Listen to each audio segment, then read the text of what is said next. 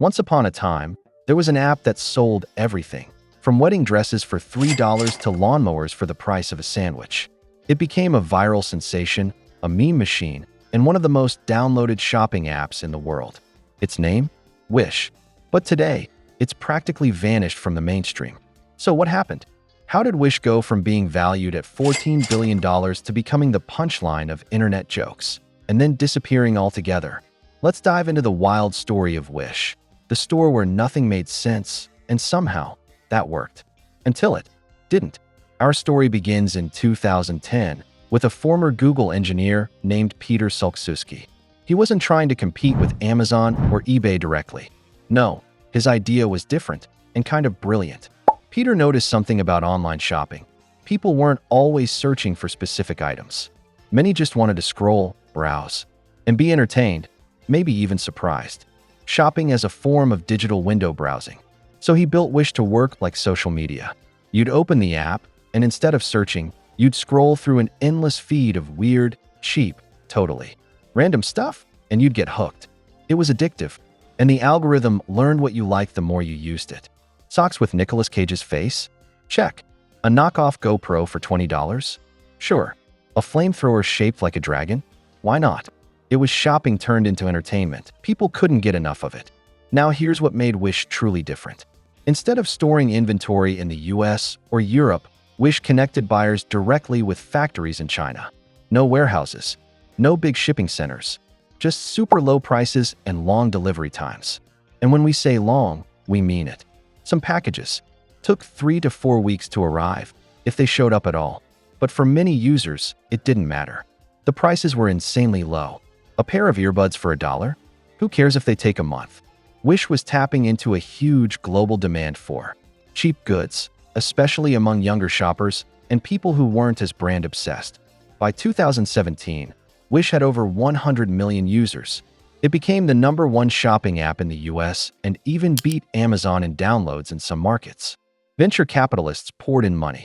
In 2019, the company raised hundreds of millions in funding, and its valuation soared past $10 billion. Everything was looking great, but there was a problem. Actually, a few of them. While the app was fun and cheap, the customer experience was, let's say, inconsistent. People started sharing horror stories. A dress that looked like it belonged to a Barbie doll, or a phone that turned out to be a picture of a phone. Literally. Returns were nearly impossible, customer service was chaotic, and shipping delays became legendary. And worse, many products weren't what they claimed to be.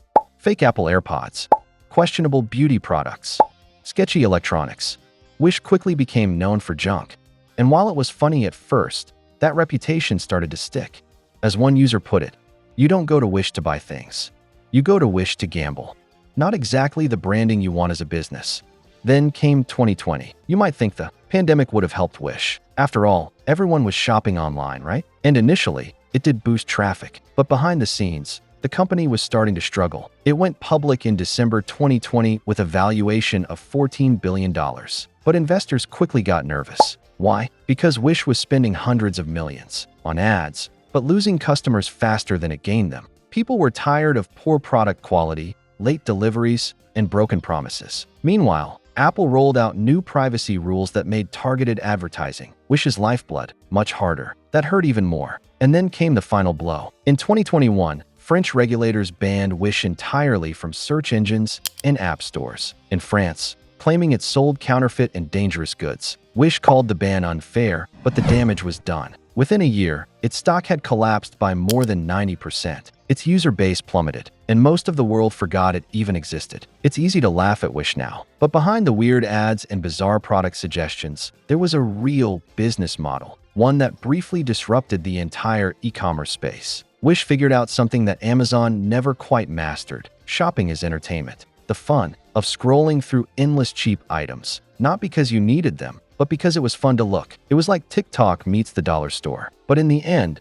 that wasn't enough. The company bet everything on viral marketing and volume, and ignored product quality and trust. And those things matter. People might buy once for the novelty, but they won't keep coming back if they feel ripped off. And that's what killed Wish. Not a lack of demand, but a lack of reliability. In 2023, Wish tried to rebrand. They cleaned up the app, introduced quality controls, reduced the number of fake or dangerous listings, and promised faster shipping. They even brought in a new CEO. But by then, the damage was done. TikTok Shop, Temu, and Shein had entered the game, offering similarly cheap products, but with better logistics and smarter branding. Wish simply got outpaced. What once made it unique, its chaotic randomness, became its biggest weakness. Its user base shrank. Its stock hit penny status. And for many people, the app disappeared entirely from memory. So, what can we learn from the story of Wish? Well, it's a perfect example of how growth alone doesn't guarantee success. Wish was a phenomenon. It went viral. It raised billions. It got people talking, but it never truly fixed its flaws. And when competitors caught up,